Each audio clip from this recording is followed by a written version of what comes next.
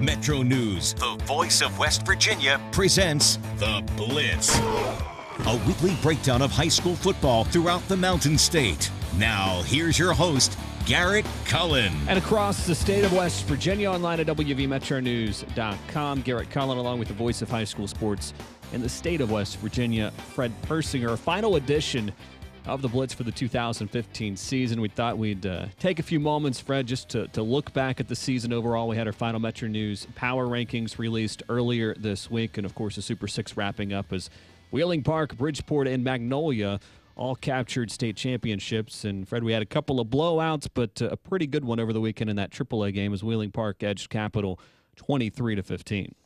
Yeah, ironically enough, the AAA game was the best game of the weekend. Usually that doesn't happen for us. It's happened a couple of times, but, last year certainly that was not the case. But, I thought we had 6 good teams on the island, a couple of teams, particularly one, and I think it's fair to say East Hardy, you could see why they had not been there before, and it showed. I know they're a much better football team than 62-0, but not being in that ball game, I think that caused a lot of nervousness and things like that, and those things get away from you from time, which that game did. But it was a good weekend. Weather was great, so can't complain too much. All right, let's start with that Class AAA game where Wheeling Park beat Capital 23-15. You had a couple of blocked punts in this game, one from each team, and Wheeling Park, they're late, had to come up with a defensive stand as Capital had the safety to make it an 8-point game, and then got the ball back and was down to the 45-yard line of Wheeling Park when Tyree Pratt threw it up on the final play towards the end zone. And it was Trey Saunders there for the interception, his 3rd interception of the game, and just a heck of an effort for Wheeling Park defensively, Fred. If you want to go back even throughout the entire postseason, in the quarterfinals, they shut out a high-powered South Charleston team 41-0. Semifinals, able to beat Point Pleasant and held them to just a couple of touchdowns, keep Cody Mitchell in check for the most part, and then obviously to do what they did against Capital defensively. So a lot of credit to that Wheeling Park offense, but I think maybe the bigger story coming out of that was their defensive effort just the entire postseason. No question. I think when they did what they did to South Charleston, but then turned right around and took care of Point Pleasant, that made a real believer out of me. And I know that you can't give postseason awards based on, the latter part of the season performance. But let me say this, just from a personal standpoint, that if that was possible, then my player of the year for Metro News would have gone to Savion Johnson, because he kept getting better as the season went along, which head coach Chris Doherty said he thought the same thing as well. He kept getting stronger after missing all of last year, and there wasn't a tougher performer in that game this past Saturday, the AAA title game, than Savion Johnson. So congrats to that kid. He played through what we saw was a tremendous shoulder injury and just refused to quit, refused to come out. So hats off to them. They were impressive, believe me. Yeah, Johnson, 23 carries, 114 rushing yards in that win, again with that shoulder injury. Let's hear from him, what he had to say after the game. This is what I've been thinking about for forever, not just last year. Me and my teammates, Nick already talked about, some of us might not ever play again, and none of us will ever play together again. This is the last game, and we gave everything we have for each other. Now, another player who's had a heck of a season, a receiver for Wheeling Park, and Elijah Bell. And how about that first touchdown pass in that AAA game from Cross Wilkinson to Elijah Bell? It was a bullet pass from Cross, and Bell made a heck of a catch on the tip of his fingers. He brought that in, and he talked after the game just about getting that first ever state championship in football for Wheeling Park. We've talked about since our freshman year when we started in that locker room that we needed to come back and get one.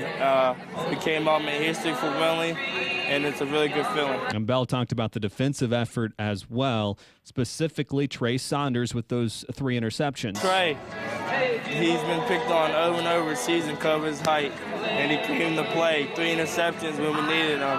I think our front line and our 2 backers, too. They don't get enough credit as they should. So there you go, Fred. A couple of those players who were a key part of that Wheeling Park title run. And we've talked about Cross Wilkinson. He had a great title game as well. 8 of 12 did what he had to do, 107 yards passing, and he's just a sophomore, so we're going to be hearing from him over the next couple of years as well. Yeah, certainly not a bad performance for a 10th grader and not even for a senior, but you're right, he's only a sophomore. And we talk a lot about, when we're doing this on the broadcast, about a fingertip catch. That was, without question, a fingertip catch. How he pulled that in, I don't know. And they list Trey Saunders. Of course, his name is Robert, but his name, everybody knows him as Trey. They list Trey Saunders as 5'8". No way. I stood beside him before the game started. He's not 5'8", but, boy, he plays like he's 6'8", the way he plays in that defensive secondary. So they got a tremendous performance, I thought, out of everyone that played. I thought Coach Doherty did a great job calling the plays he had to call. He kept his team into it. And honestly, Garrett is probably the most emotional post-game speech I've ever heard from a head coach. He was thrilled, and you could tell from his comments. Let's go ahead and hear one cut from him, and then we'll wrap it up and head to Double-A. But Wheeling Park coach Chris Doherty just on getting that first football state championship for the Patriots. That's the thing. You know, there's a bunch of people that I've coached with and played with, and they've wanted this thing just as bad as any kid. You know, there's Ron White and Jerry Capisi and Mark Nardoni and Bernie Dolan and Dwayne Rogers and Gary Zielinski, just people that I've coached with. That today was for them too, you know, because they're a small piece of this and creating a program, and we just kept building on it, and we're here right now, and it feels good. All right, so Wheeling Park, your champion out of AAA. You look at our final power rankings released this week. Capital at number 2, Cabell Midland finishing at 12-1 is number 3, Point Pleasant 4, Martinsburg 5, Brook all the way up to number 6 as they had a heck of a late season run. South Charleston 7, Huntington 8, Morgantown 9, Jefferson rounds out your top 10 in Class AAA. Double-A title game, Fred, on Friday night. Bridgeport against Tulsa. This was a 14-0 Bridgeport lead at the half, but the Indians, J.T. Harris went with a 68-yard kickoff return for a touchdown, and that kind of broke the back of Tulsa, and the Indians went on to win 39-0. So you knew Bridgeport was going to get the ball to start that second half, and Tulsa needed a defensive stand, but just on the opening kickoff of the second half, you had a feeling that one was pretty much over. Yeah, and again, I was a believer in what Mike Smith said at halftime, the head coach of Tulsa, because, you know, the first couple of series, it was 3 and out. And you thought, hey, it's going to be a heck of a ball game. And then even after he came back out of the locker room at halftime, he said, hey, we're only a couple of scores down. We're ready to go. And I bought into that, saying, you know, he's right. Let's see what happens. And then as you mentioned, the kickoff return by J.T. Harris, and then it was over. It was 21-0, and you could tell that they weren't coming back because once Bridgeport gets you down, they know how to finish you off, and they did that exactly. Let's hear from Bridgeport head coach Josh Nicewarner after the Indians won their 3rd straight Double-A title. What do you say? I mean, you know, we had a lot of these seniors that were very instrumental in our first one. You know, they weren't it. You know, they certainly weren't the only ones last year, but you know, what they did for this program over the course of the last 3 years has, you know, it's been monumental. And you know, I'd have been the last guy to tell you that, you know, the game would have been as one-sided as it was. But, you know, my hat's off to Tulsa. They just played so tough all year, and I don't think, you know, probably got the respect that they deserve. But, you know, the way these boys performed tonight, you know, just solidified, you know, really what they've done over the last 3 years. Yeah, class coach there and Coach Nicewarner, and he's right. Give credit to Tulsa for a heck of a season. That's a program that's dropping down to Single-A next year, and they're going to be a contender there, no doubt. Had a great year to get to that title game, but Bridgeport has just been that dominant program with a 3rd straight state championship. The only other Double-A program to do so was Polka back in the early 2000s. And another note out of that title game, what a job Bridgeport did defensively, holding Tulsa to just 67 total yards. That set a Class AA Super 6 defensive record. The previous record set in 2009 when Wayne held Bluefield to just 94 yards and 4 first downs, but still lost that game. So Bridgeport, a 3rd straight state championship.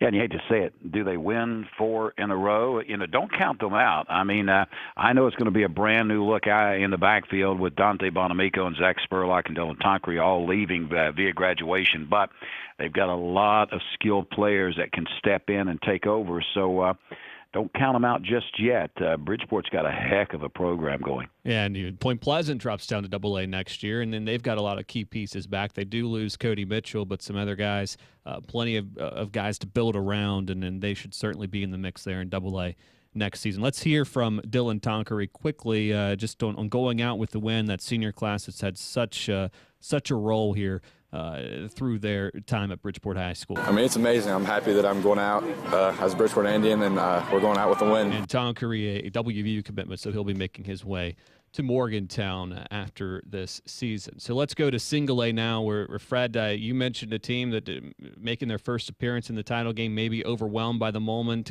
got behind early. Magnolia just put the pedal to the metal and kept going the whole time to win 62-0 over East Tardy, and East Tardy, of course, making their first appearance there in that title game. I don't think anyone saw that one being such a blowout. It was an East Tardy team that's been much better the entire season, but give credit to Magnolia. They jumped on them and didn't let up the whole way. Yeah, Josh Sims was certainly surprised. I know Chad Williams was surprised. His ball club did not look like the same ball club that had toughened it out through the playoffs. I mean, they'd had some tough games, and then to get by rather easily a very good St. Mary's ball club, just a real surprise. I know they'd love to have another shot at it, but sorry, it's one and done. And you do have to give credit to Magnolia. I mean, Josh Sims and that crew, they just did what they wanted to do anytime they wanted to do it. And there's no secret. You knew who the winners were going to be at halftime. Yeah, Magnolia, 14-0, perfect season, great run for the Blue Eagles. That's 62 points scored, the most ever in Super 6 history for a Class 8 title game. The 62-point margin of victory, also an overall Super 6 record that surpassed Bluefield's 45-point win over Wayne back in 2004. Let's go ahead and hear from Magnolia head coach Josh Sims. We definitely were expecting a tight game here tonight. Seeing 62-0 up there, we're the most surprised to see that. But again, I think this is just a culmination of years of preparation. This didn't just start in August of this year. This started years ago. So these kids came in here. They expected to be here. Therefore, they were relaxed. And when the game started, they flipped the switch and went after it. And the expectations. I mean, you can even go to Double-A with that. Bridgeport's had to deal with that for a couple of years now, but Magnolia had that target on their back from the beginning of the season. After going just 4-6, they started out the year number 2 in our power rankings, beat Williamstown, moved into that top spot, and never left. So that's the Magnolia team that had those expectations all year long, and all they did was go out and finish and win games. So congratulations to them. Let's run down finally, Fred, through the Double-A and Single-A final top 10 in our power rankings. Double-A, Bridgeport is 1, Tulsa 2, Fairmont Senior 3, Mingo Central 4, Kaiser 5, Bluefield 6, Robert C. Byrd 7, Herbert Hoover 8, James Monroe 9, Weir is 10. Class Single-A goes Magnolia number 1, East Hardy 2, Moorfield 3, St. Mary's 4, Williamstown at number 5, Wheeling Central 6, South Harrison 7, Buffalo at number 8, Tug Valley 10 and Tug Valley number 9, and Pocahontas County and there at number 10. So that's the wrap on the high school football season, and now we look ahead to basketball, right? Well, you do, yeah. I know. Basketball season is here already, but it won't be long. We'll be gearing up for game night and high school sports line football style before we know it. All right, for Fred Persinger, I'm Garrett Cullen. Thanks for watching another edition of The Blitz.